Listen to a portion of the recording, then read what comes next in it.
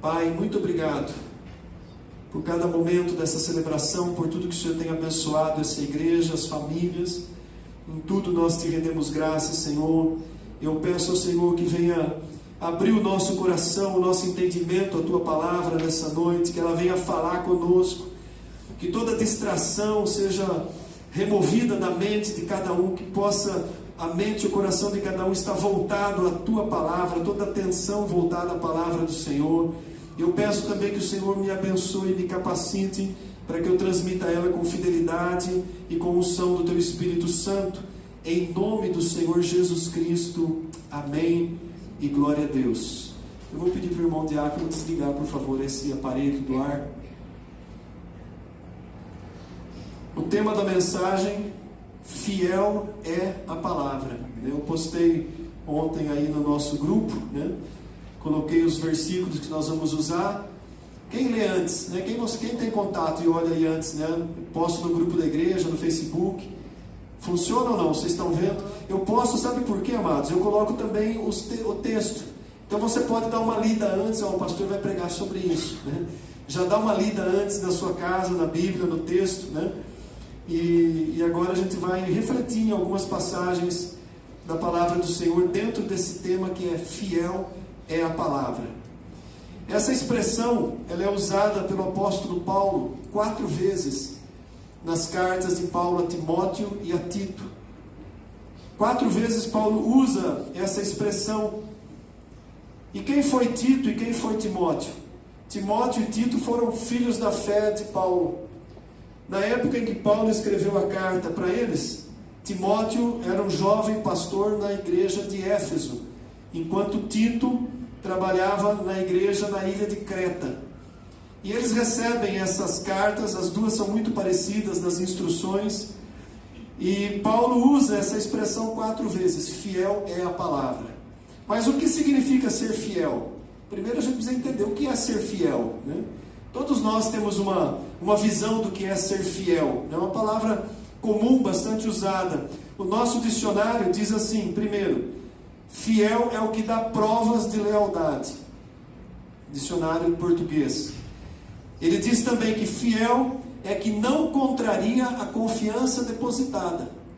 Você deposita a sua confiança em alguém e essa pessoa não contraria, não quebra essa confiança. Fiel. E diz também que é aquele que mantém o testemunho. São 3 referências ao significado do que é fiel. No latim, a palavra é fidelis, que significa o que é de boa fé, o que é íntegro. Mas no original em que Paulo usou, no grego, é a palavra pistos, que significa algo que é digno de confiança e verdadeiro. Então é nesse sentido, nessa última colocação, que se encaixa para nós, quando Paulo diz fiel é a palavra. Então a palavra ela é fiel, porque ela é digna de confiança, ela é verdadeira. A palavra é fiel, porque se refere à palavra inspirada pelo próprio Deus. Nós temos a Bíblia como palavra de Deus. Nossa única regra de vida, de fé e prática. Então para nós a palavra é fiel. Ela é digna de toda confiança. E Paulo fala isso 4 vezes, pelo menos, nessas 2 cartas. Então nunca duvide, nem questione a veracidade da Bíblia. Hoje tem sido amplamente questionada a veracidade da Bíblia, colocada em dúvidas se quem escreveu de fato teve inspiração de Deus, se as traduções que nós temos hoje são fiéis. Aliás, aqui eu quero abrir um parêntese. Há algumas traduções recentes que elas não são fiéis aos originais. Talvez elas sirvam para uma comparação. Eu quero citar, por exemplo, uma tradução que é muito usada, que é a Nova Tradução na Linguagem de Hoje, NTLH, a Nova Versão Internacional. Essas traduções, elas têm algumas colocações que não são fiéis à original. Uma boa tradução da Bíblia são as traduções Almeida Revista e Atualizada, Revista e Corrigida, Almeida Século XXI, Almeida Contemporânea. São traduções que foram baseadas no original confiável. Então, hoje nós temos que tomar cuidado até com a tradução que chega para nós. E em breve vai ser lançada a Bíblia na versão inteligência artificial. Essa você pode descartar, porque vai ser uma Bíblia adaptada ao prazer do leitor.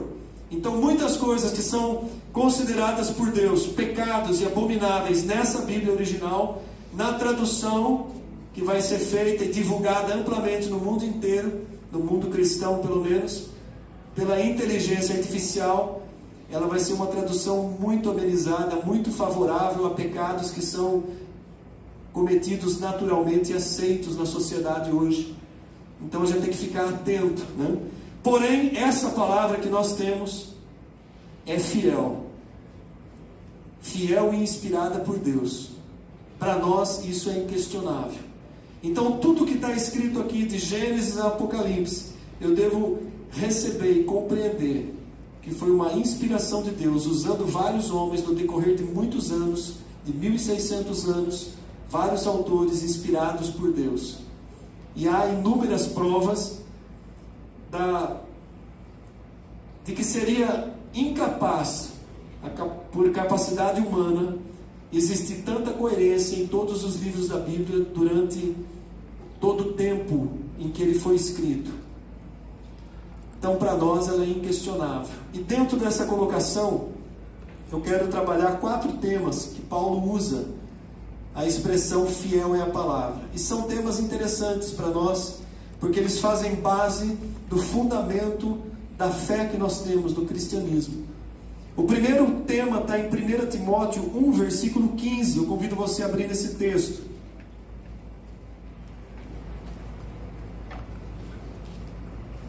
1 Timóteo, capítulo 1, versículo 15. Paulo diz assim: fiel é a palavra e digna de toda a aceitação, que Cristo Jesus veio ao mundo para salvar os pecadores, dos quais eu sou o principal. Cristo Jesus veio ao mundo para salvar os pecadores, dos quais eu, Paulo, se colocava como o principal. Fiel é a palavra porque ele afirma a missão básica da vinda de Jesus Cristo, o Salvador, salvar pecadores. Quais pecadores? Os que assim se reconhecem, os que se arrependem, os que creem em Cristo, os que recebem pela fé Jesus Cristo como Senhor e Salvador. Então Paulo diz, a palavra é fiel e digna de toda aceitação. E qual é a afirmação que ele coloca em relação a isso? Que Cristo Jesus veio para salvar os pecadores. É uma afirmação, fundamento do cristianismo. Por que Jesus veio ao mundo? Para salvar pecadores. Se ele não viesse, ninguém teria salvação. Não haveria sacrifício que fosse possível apresentar a Deus pelo perdão dos nossos pecados. Então, qual é o fundamento do fato de Cristo ter vindo ao mundo? Salvar pecadores. E Paulo diz, isso é fiel e é digno de aceitação. A palavra é fiel e digna de aceitação quando ela afirma que Cristo Jesus veio ao mundo para salvar pecadores. E aí Paulo diz, e eu sou o principal deles. E por que Paulo dizia que ele era o principal? Porque Paulo tinha sido um grande perseguidor da igreja, né? Um grande perseguidor. Paulo mandou pessoas para a prisão, mandou pessoas a espancamento e até a morte. E Paulo, na sua conversão, ele reconhece o quanto ele foi pecador. Ele diz, eu sou o pior deles. Um dia, nós também chegamos diante do Senhor Jesus, talvez no culto, talvez no momento na sua casa, talvez numa situação de muito aperto. Cada um, de uma forma, Deus levou, nos conduziu a esse arrependimento. Um dia nós chegamos diante de Jesus, talvez chorando, talvez de joelhos, e dissemos, eu sou pecador, eu sou um grande pecador. Eu preciso do teu perdão, preciso da tua misericórdia. E confessamos a Ele os nossos pecados. E dissemos o quanto nós precisamos dEle. E naquele momento, você creu que Jesus Cristo era o teu Salvador. Você recebeu salvação, recebeu graça. Essa é uma afirmação importante. Fiel é a palavra, digna de aceitação. Porque Cristo Jesus veio ao mundo para salvar pecadores, dos quais nós fazemos parte. Então essa foi a primeira afirmação que Paulo coloca. O próximo texto, a segunda afirmação, está em 1 Timóteo 4, de 8 a 9. E vamos ler também esse texto. 1 Timóteo 4, de 8 a 9. Vamos ver o que ele diz aí.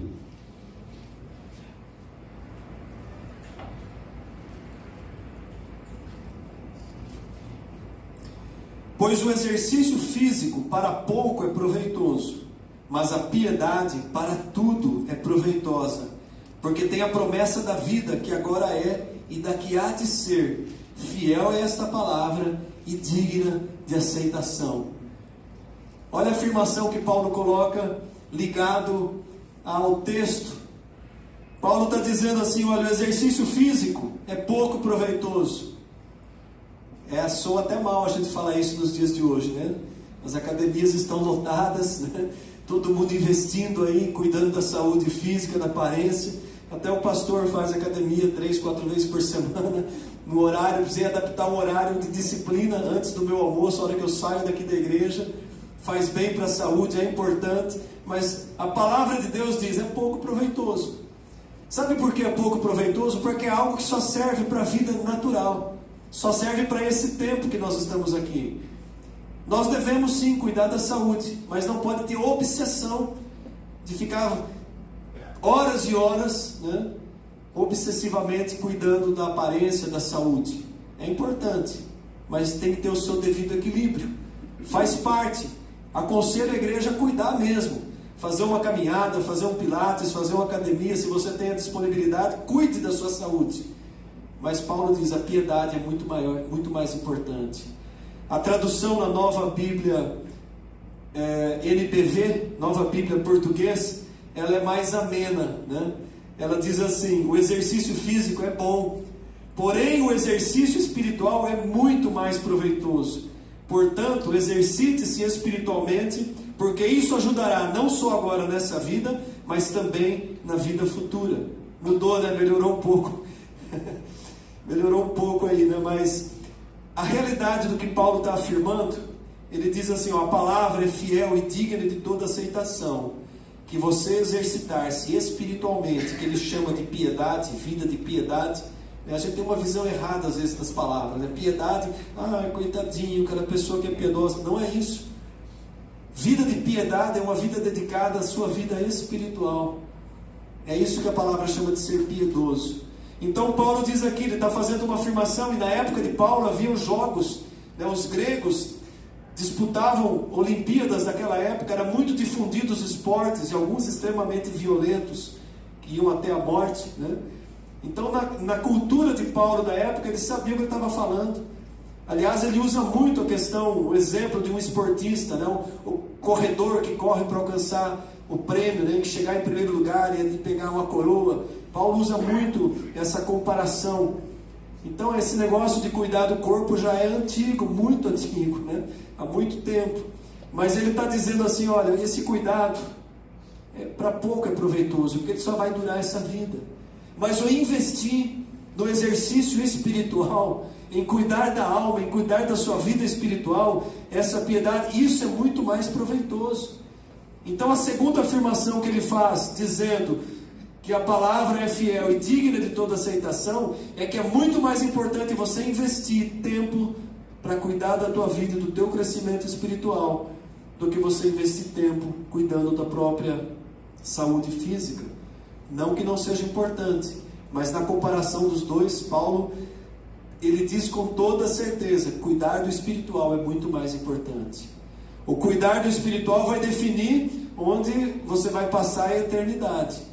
Uma pessoa que foca a vida só no natural e está deixando o espiritual, o relacionamento com Deus em segundo e terceiro plano, como essa pessoa pode dizer que de fato ela é convertida? Nosso primeiro foco, nosso primeiro cuidado é em relação à nossa vida espiritual, nossa comunhão, nosso relacionamento com Deus.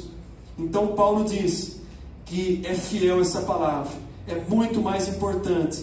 Então nós devemos ter disciplina, sim, com o nosso corpo, com a nossa saúde, mas principalmente uma disciplina espiritual, uma disciplina, um cuidado de dedicar um tempo de qualidade na presença de Deus. A gente tem falado muito sobre isso.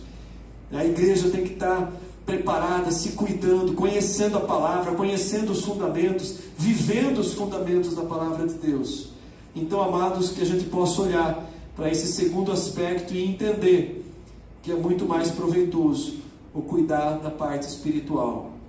E aí vem a terceira afirmação, né? A terceira está em 2 Timóteo, capítulo 2, do 11 ao 13.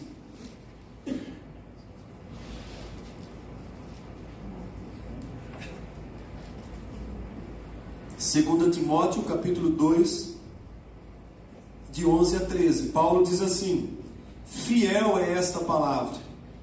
Se já morremos com ele, também viveremos com ele. Se perseveramos, também com ele reinaremos. Se o negamos, ele por sua vez nos negará. Se somos infiéis, ele permanece fiel, pois de maneira nenhuma pode negar-se a si mesmo.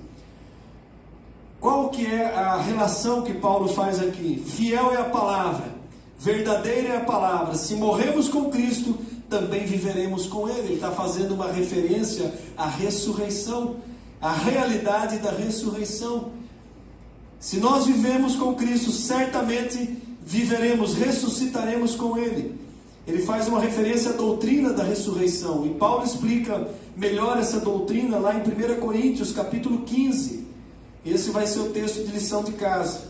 Essa semana você vai ler na sua casa 1 Coríntios capítulo 15, com bastante atenção, versículo por versículo. Mas Paulo está dizendo: fiel é a palavra e digna de aceitação, que a ressurreição em Cristo é uma realidade.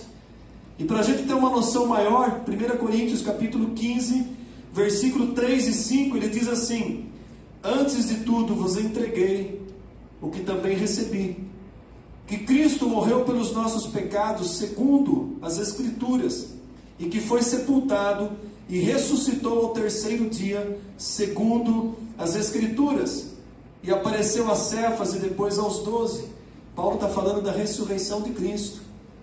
Ele morreu, ele ressuscitou, morreu pelos nossos pecados. No versículo 12 a 13, Paulo diz assim: ora, se é corrente pregar que Cristo ressuscitou dentre os mortos, como, pois, afirmam alguns dentre vós que não há ressurreição de mortos? Alguns estavam duvidando que haveria ressurreição.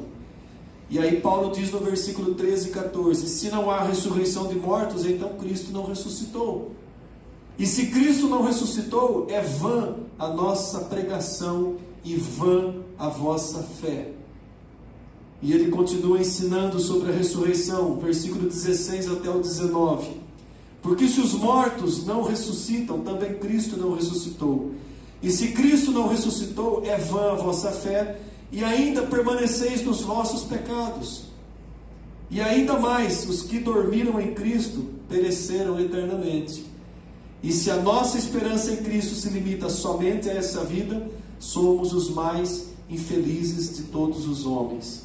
E depois o restante de todo o capítulo, Paulo fala sobre a ressurreição, fala sobre o nosso corpo que será semeado, né? Corpo natural, mas ressuscita como corpo espiritual. Versículo 44, semeia-se corpo natural, mas ressuscita corpo espiritual. Se há corpo natural, há também o corpo espiritual. O que é que Paulo estava falando para aquela igreja? Ele estava enfatizando, batendo na tecla, porque eles estavam duvidando que houvesse ressurreição. E ele diz: olha, fiel é a palavra e digna de toda aceitação, que a ressurreição é algo real, que aqueles que morreram em Cristo ressuscitarão um dia, receberão corpos glorificados como de Cristo. Hoje, na Escola Bíblica Dominical, a gente encerrou a última aula do curso básico de teologia, e eu falei um pouco sobre essa condição, o que nós cremos.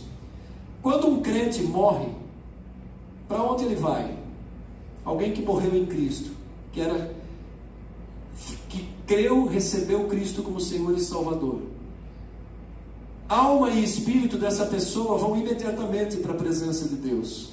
O corpo, a matéria, ou vai ser cremado, ou vai ser sepultado, enterrado.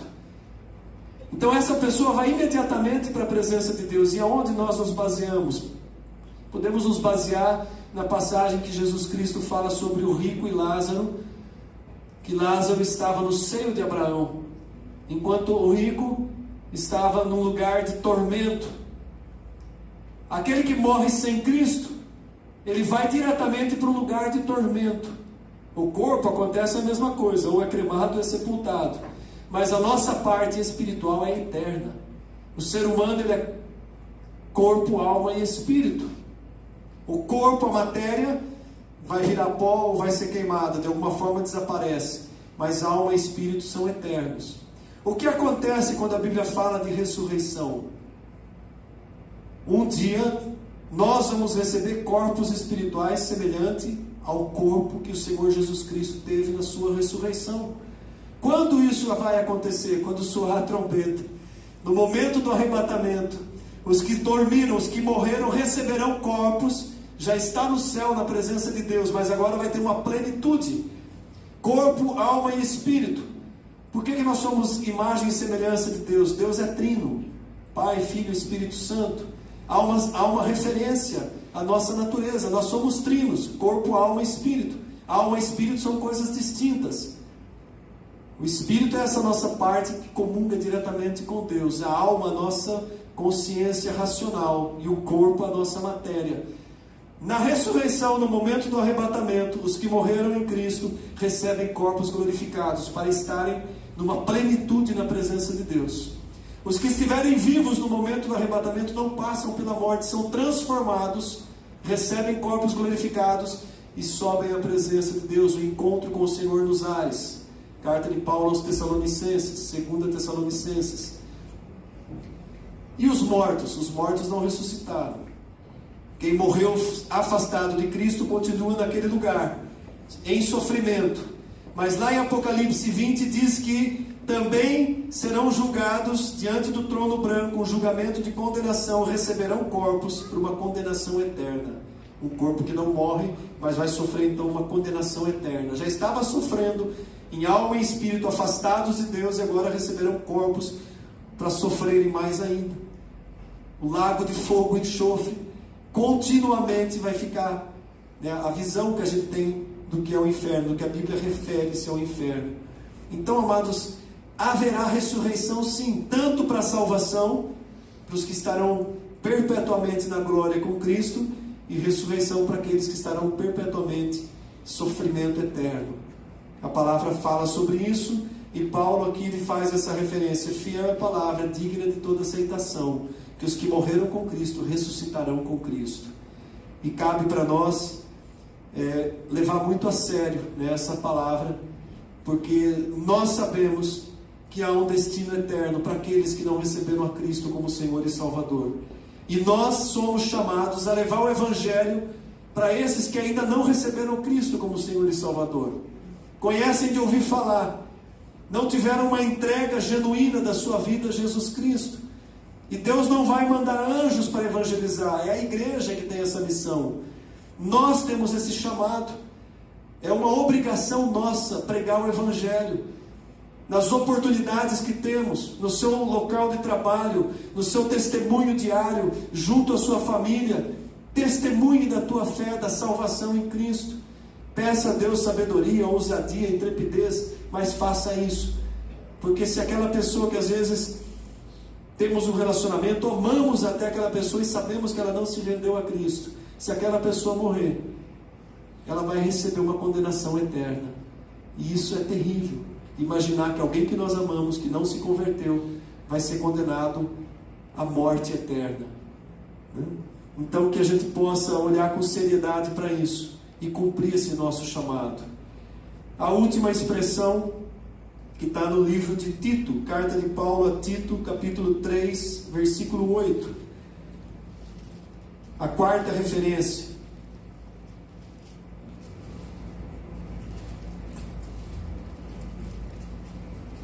Tito 3, versículo 8 diz assim: fiel é esta palavra, e quero que no tocante a estas coisas faça afirmação confiadamente, para os que têm crido em Deus sejam solícitos na prática de boas obras. Essas coisas são excelentes e proveitosas aos homens. Aqui Paulo está dizendo, fiel é a palavra, digna de aceitação, que nós somos chamados para fazer boas obras. Quais são essas boas obras? O que são boas obras? Boas obras é dar uma esmola, fazer uma boa ação, fazer um bem para alguém. Seriam isso boas obras? Os ímpios fazem isso também, até melhor do que nós. Os espíritas fazem boas obras para alcançar uma reencarnação superior. Os católicos fazem boas obras porque creem que a salvação é pelas obras. Um traficante faz boas obras na sua comunidade para ganhar o favorecimento da população.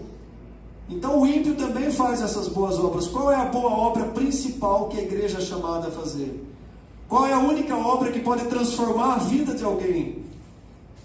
Pregar o Evangelho. Levar as boas novas da salvação. Em primeiro lugar, o que Deus reconhece como boas obras é a pregação do Evangelho. Essa é a maior obra que nós podemos fazer. As demais devem acompanhar naturalmente a nossa vida.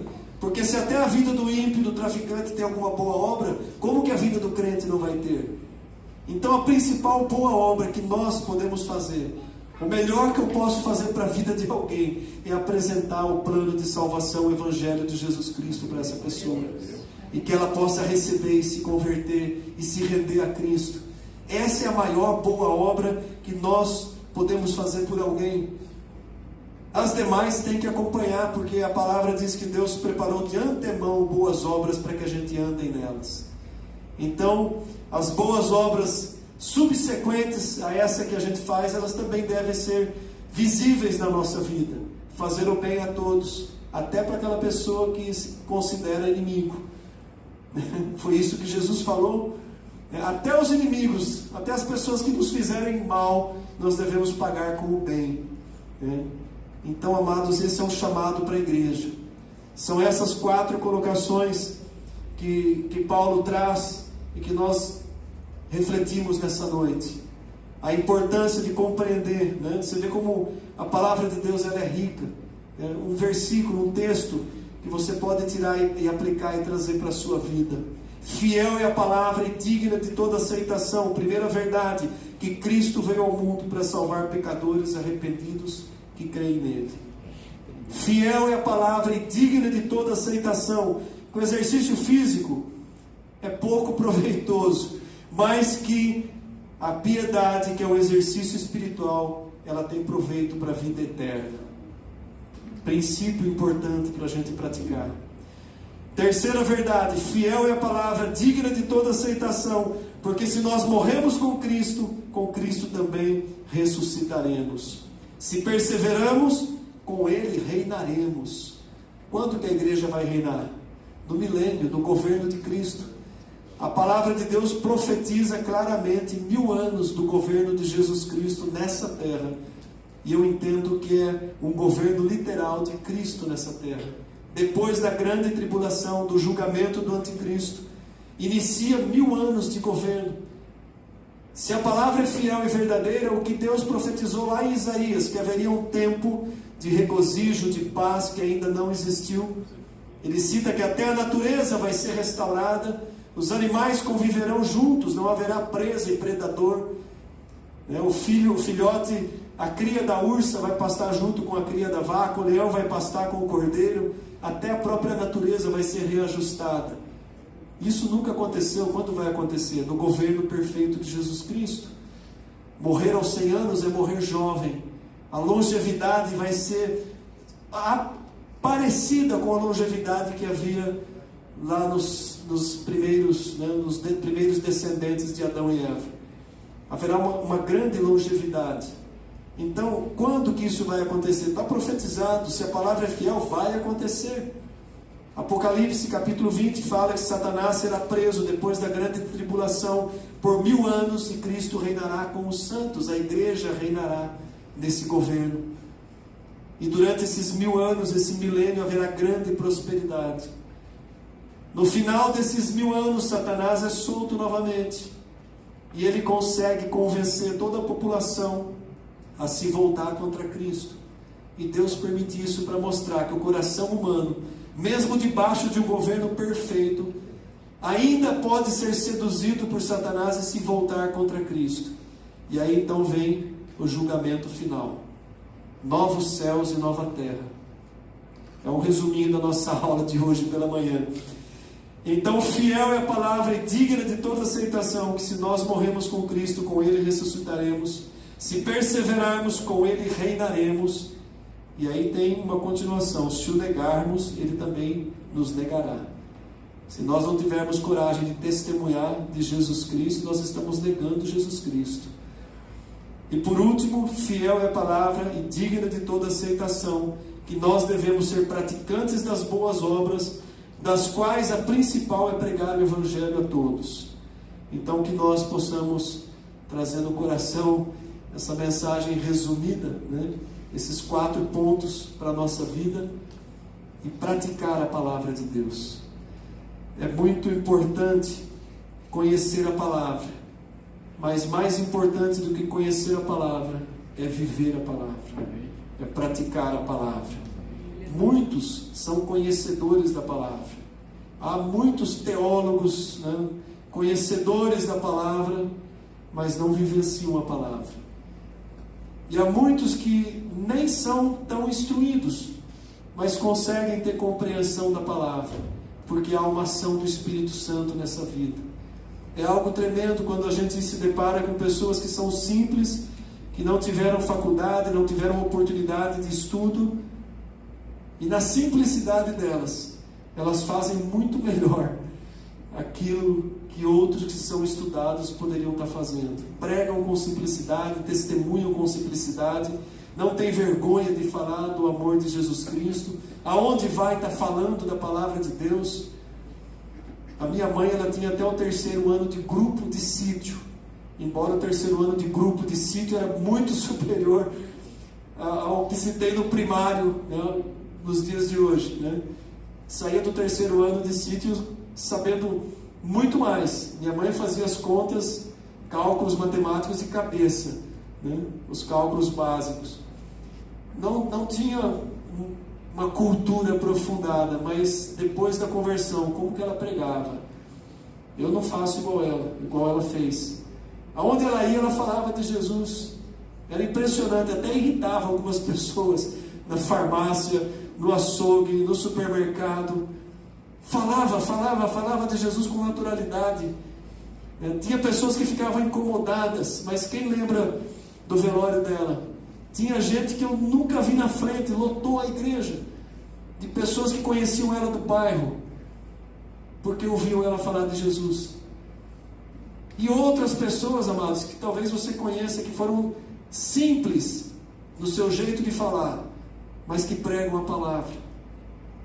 E nós, e muitos que têm faculdade, têm estudo, têm influência, têm facilidade para falar, mas têm vergonha de falar de Cristo. É chato, né? O que vão falar de mim? Na faculdade, que judiação, como filho de crente sofre em faculdade, em universidade. É terrível.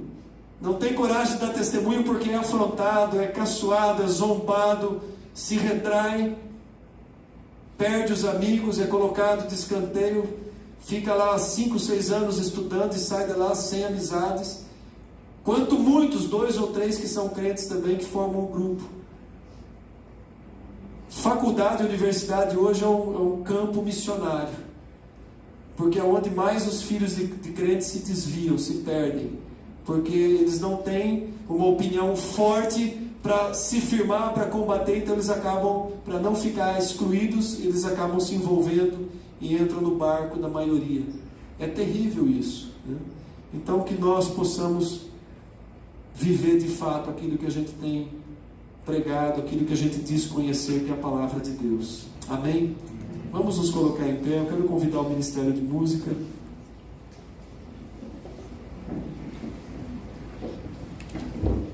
Toda vez que você lê ou ouvir essa expressão, fiel é a palavra e digna de aceitação, você vai lembrar dessa pregação. Pelo menos desses 4 pontos, né? E a nossa oração nessa noite é para que o Espírito Santo nos leve a sermos não apenas conhecedores, mas praticantes, testemunhos vivos nós somos comparados a pedras vivas. O apóstolo Pedro faz essa comparação. Nós somos pedras vivas, levantadas sobre um fundamento, que é o Evangelho. A igreja foi fundamentada no Evangelho.